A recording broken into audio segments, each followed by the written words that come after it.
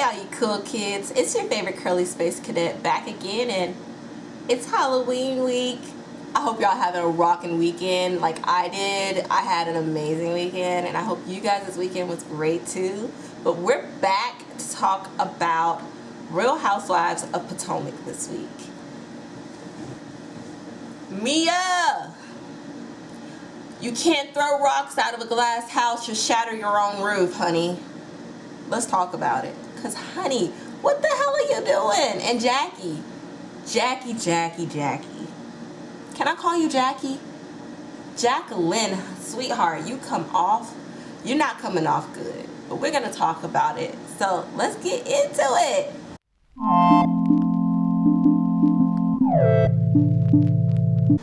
So, let's talk about it. But first, I want to talk about Karen. The girls keep saying they're bringing up Karen because they say they want to support her and help her, but no, you don't.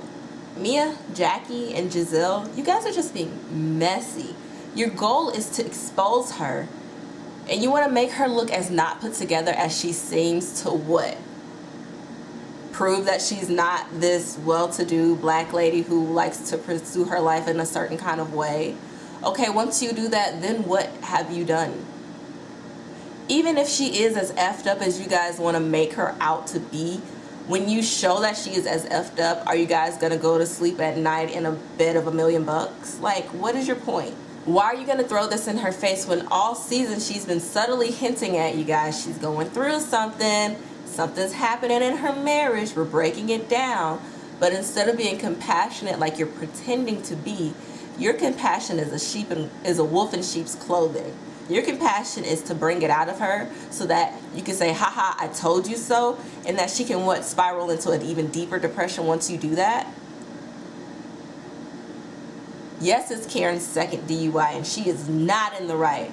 But Mia, exposing her, you are dead wrong. Dead wrong. Especially, how the hell are you going to expose her for cheating when your ass is constantly cheating? Just because you have an open relationship and you want to air your dirty laundry out for the world to see doesn't mean everybody wants to take that route. Maybe Karen and Ray are handling this, I don't know, privately. Even though they are on a reality show and we do say we need to see it. So let's talk about it, y'all. Because what do you think? Tell me in the comments below. Are you on Mia's side or are you on Karen's side with this whole exposing her? And also, does Ashley kind of feel like an afterthought this season? I feel like Ashley, we could have did this season without her. Maybe. I don't know. She's starting to feel a little unnecessary. Unneeded. But you know who I am liking? I'm really liking Stacey. I like Stacey so far, even though I cannot stand an overly righteous person. I like how she's handling their shade. I do like that. Anyways, let's get into the episode. Let's talk about the major plot points in this episode. So first, we are at Queen City. We've made it to this house of luxury, and Mia's shelling out the nines. She's got a luxurious concierge service for the girls. Everybody has a personal butler assigned to them, and we're gonna go and find all of our rooms, right? It's gonna be the most amazing part. Side note, I just want to say, in the year of 2024, with all of the apps so easily accessible to us, i.e. Thumbtack, i.e. Instagram, i.e. networking through the people you know, I don't ever want to see another cash trip without a personal concierge service. I know how expensive they can be, and I know how inexpensive they can be. If Mia on Potomac can have this, every single show should, period. Moving along, we get to the girls getting their rooms, and so as we're going around to get our rooms, Karen and Giselle find out that they have to share a bathroom. Oh my God, that's clearly the worst thing that can happen with this room situation, right? Wrong. Then we get to see Ashley's room. Ashley's got such a nice little room with a view, and you can see Jackie being like, this should be my room.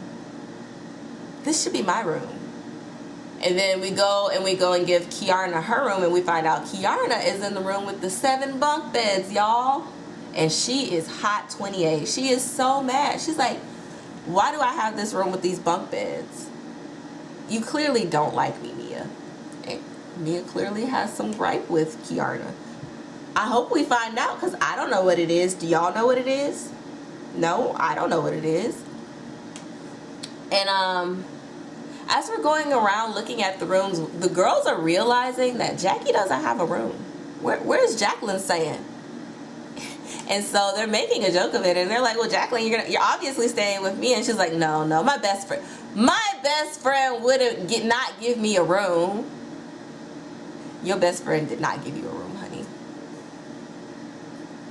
So Jacqueline is displeased that she's sharing a room with Mia once again. But then she's all of a sudden happy about it. Did y'all catch that? What all of a sudden made her change her mind?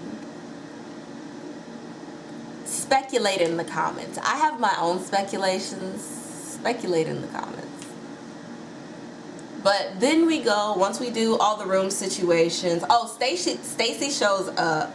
I can't remember if she shows up before or after.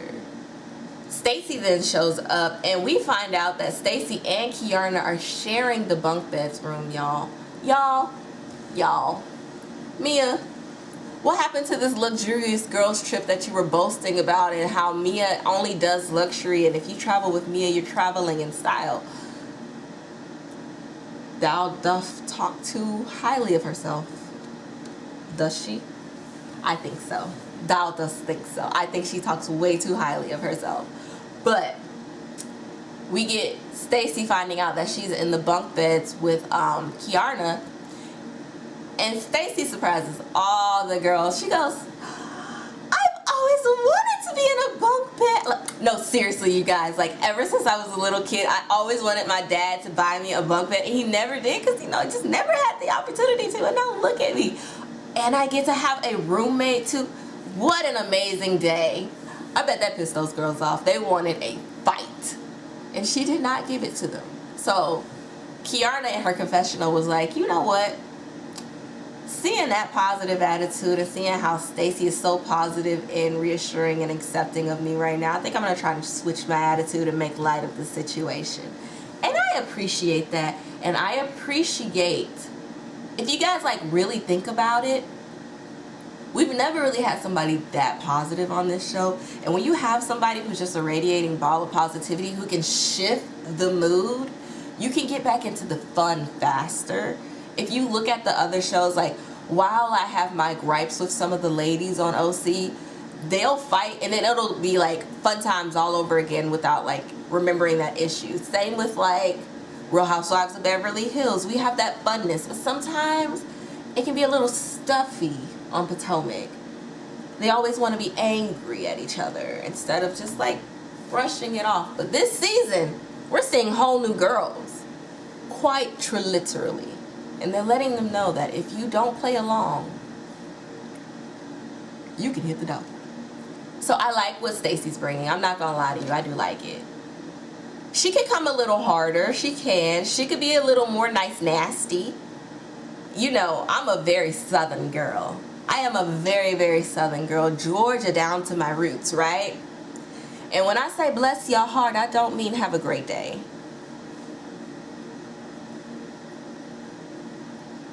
Okay? So all the ladies get to the table now, and we're about to eat this wonderful spread that we have laid out for us. When we came in that house, all that food looks so freaking good, y'all. Giselle gets the plot stirred when she tells, I forgot the whole car riding scenes in the very beginning of the show, but honestly, I don't really care. Anyways, Giselle jump starts it off with Jazzy. Giselle asks Jazzy if she and Jacqueline are good now after hearing the scuttlebutt around about this whole sidekick conversation that somebody might have overheard on the plane. And so Jazzy then says, I don't know why she's so upset. She's upset over nothing because no one even called her a sidekick. What I said is Mia's going to have a great trip because she has a new sidekick, i.e. being me, Jazzy, not Jacqueline, and I'm okay calling myself a side chick.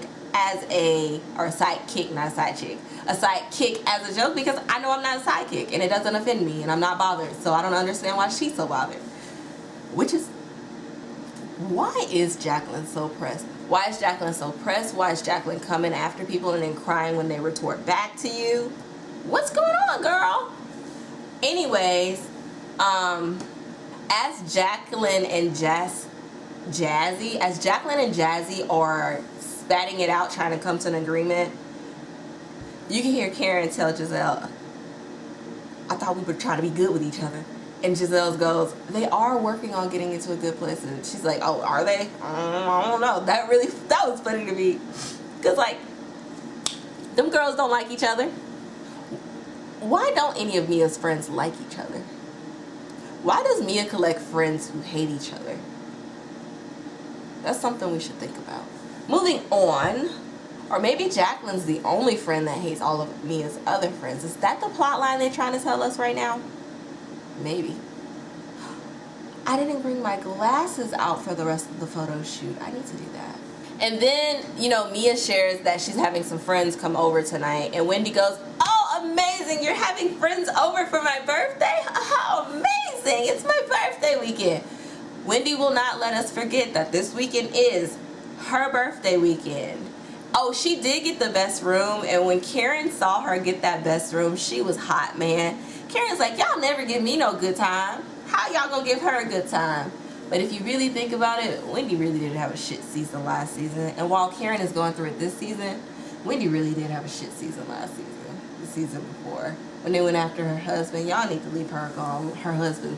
Leave the husbands alone!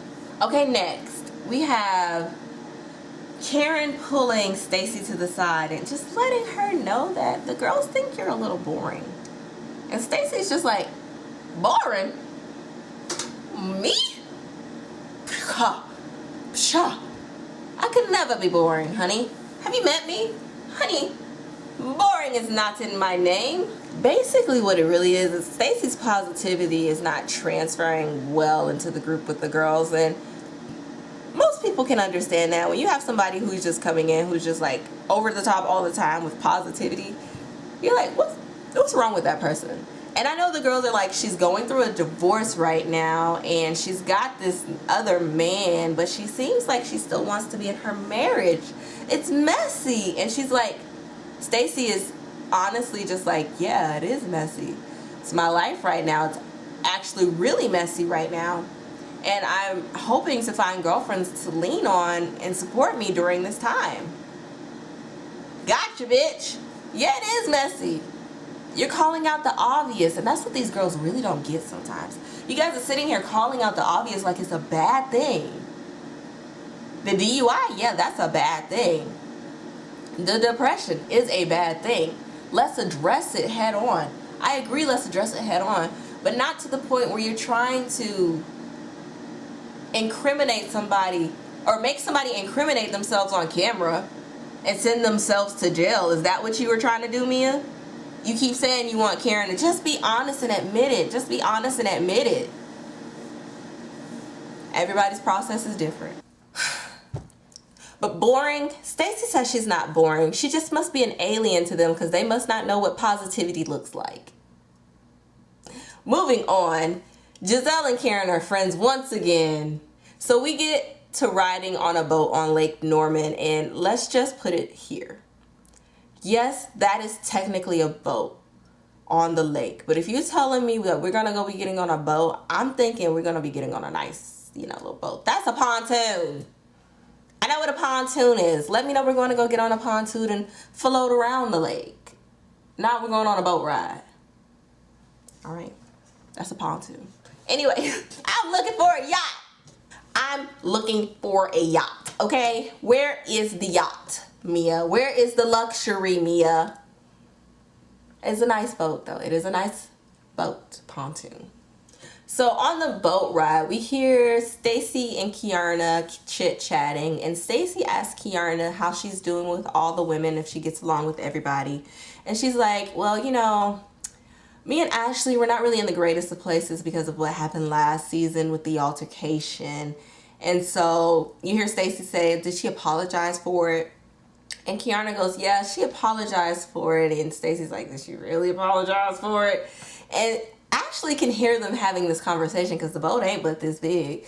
And so she goes, Stacey, I meant my apology. And you're meddling. Yeah, she was meddling. Y'all told her she was boring. So when Keiarna and Stacey are talking, Ashley chimes in because she can hear them talking. And Stacey just says, you know, Ashley, you're messy from what I know. And Ashley's like, you don't know me to be messy. And Stacey's like, what? I've hung out with you a plenty many of hours where you are comfortable enough to come to my house and put your bunions on my countertop.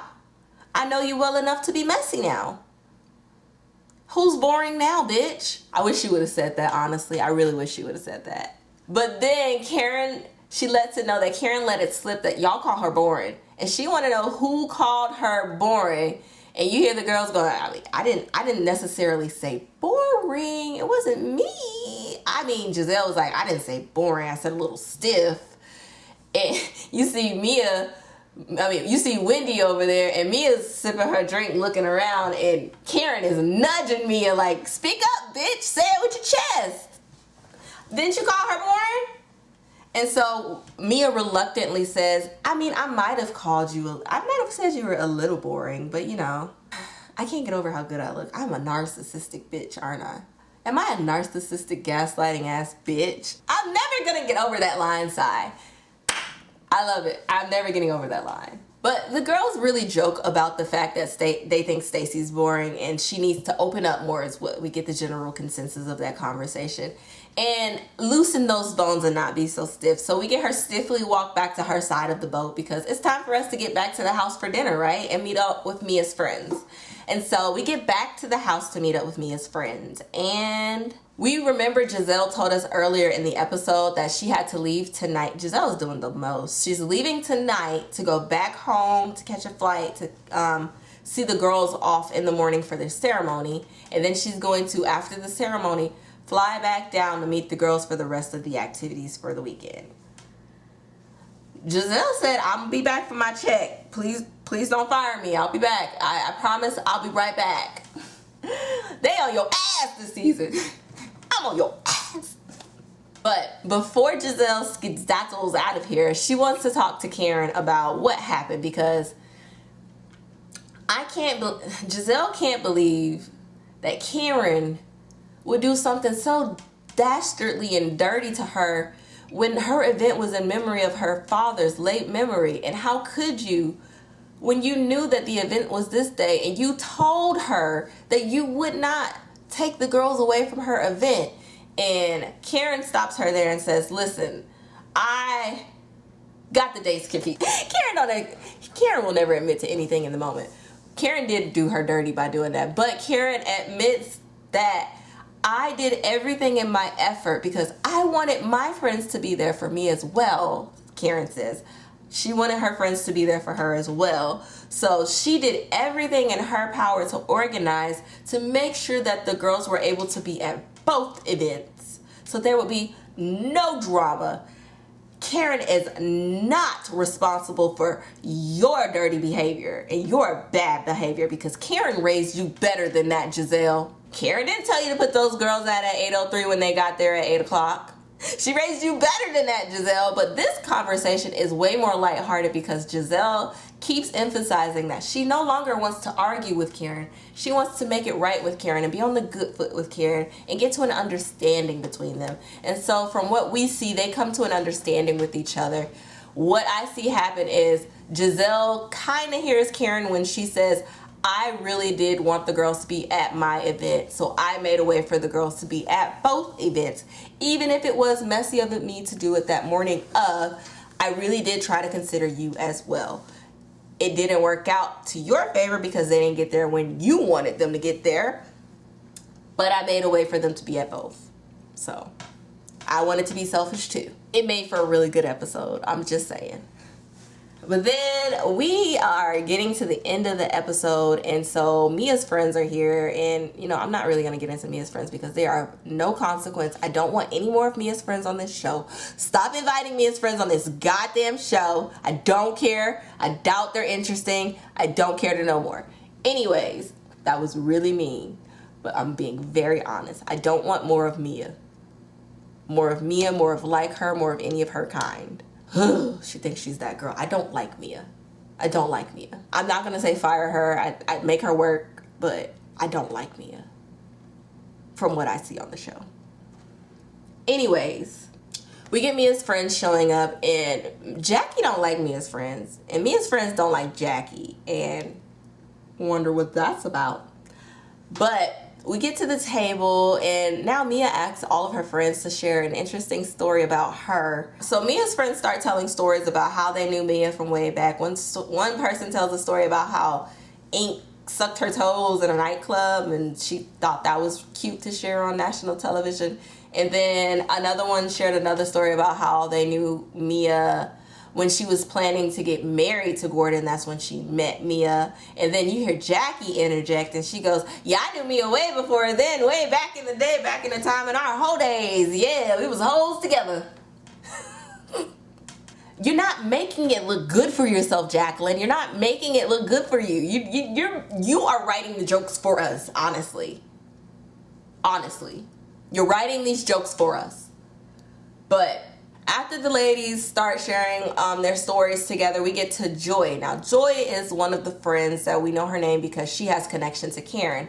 Joy, Mia, and Karen went out one night drinking and having a grand old time. Karen says, oh, that Joy is a pleasure. And so Mia goes to say, I have a very, very interesting story about that night. It's so funny. It's so very funny, right? It's so funny, Karen. That night, after you left us, you butt dialed us. Karen, you butt dialed us. Oh my God, it's so funny. It's so funny, Karen. And Karen's like, well, what the fuck did I say since I butt? Get to the goddamn point, Mia. And you can tell Mia's being messy by the look on her face. Like, she is so planned. She's so planned. Everything she does is planned. And she goes, well, you were on the line and you said, the girls think that I'm with Ray, but I'm not with Ray. And then we get to be continued. Mia, you're cheating right now on your soon-to-be ex-husband, right? So because you're cheating right now with your soon-to-be ex-husband, you think you have the right to call someone else out for allegedly doing their own dirt. I want us to remember this later on, okay? I really want us to remember that later on, okay? I don't want no tears, Jacqueline. I don't want no tears. Your friend Mia stood up for you, and you were 10 toes down, standing behind her, saying thank you for doing this. In the next, I saw the trailer for the next episode. I don't want no tears when someone comes for you even harder, okay? Because I know good and goddamn well Mia has some even worse dirt laying in the ground. So, if we doing tit for tat and pulling out dirt on each other, Mia, just remember, you opened this can of worms. I just don't think Mia is the one to be delivering this news about Karen potentially not being with Ray at night one night. And Karen has been already saying she's been having issues in her marriage. Why can't we let the ladies tell their own stories? But, you know, we got to expose them because that makes us feel better about ourselves at night. Because, you know, Mia feels like a shit person. You know Mia feels like a shit person when she goes to sleep at night when she's filming this show. She probably cries herself to sleep every single night because what we're watching in her life, we shouldn't be seeing. But that's a little deep. I might take it out, I might not. We'll see. I don't like Mia. I don't like Mia to stand on a high horse and pretend like she's better than anybody in this world. Anybody. With the shit and the drama in your life. Where you're saying you don't know who your baby daddy is on the show, and then on social media you're telling us, oh, I know who my baby daddy is. This is just for the show then? Make it make sense to us. Anyways, that was the episode. Y'all let me know your thoughts in the comments. Thank you for joining me and watching to the end. Go ahead and like, comment, subscribe. Leave a scary ghost or spooky Halloween something in the leave a spooky Halloween emoji in my comments. Any engagement really does help out. I am on my way to 500 subscribers. I really hope to get there by this time next year. I hope to be well surpass my goal of 500 subscribers. And what I need to do to get there is I need your help. So go ahead and hit that like button. Go ahead and hit that subscribe button. Go ahead and share me to your friends and let them know that I'm on the internet talking to you about Bravo, Housewives, and anything I find cool. It's your favorite curly space cadet. She's out.